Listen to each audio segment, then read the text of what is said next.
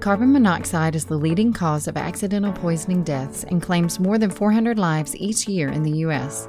In addition, more than 20,000 people visit the emergency room and more than 4,000 are hospitalized due to accidental CO poisoning annually.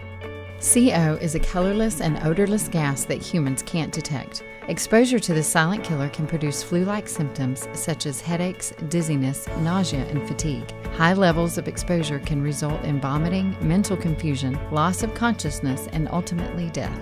The only safe way to detect carbon monoxide in a home is with a working UL-listed CO alarm. Carbon monoxide, or CO, is emitted from fuel-burning appliances and devices. Common household sources include wood or gas-burning fireplaces, gas or oil furnaces or water heaters, a fireplace chimney, even a gas-powered generator or grill. If these devices malfunction or don't have adequate ventilation, CO can rise to dangerous levels. You should have your major systems and appliances professionally serviced each year to ensure they are in good working order.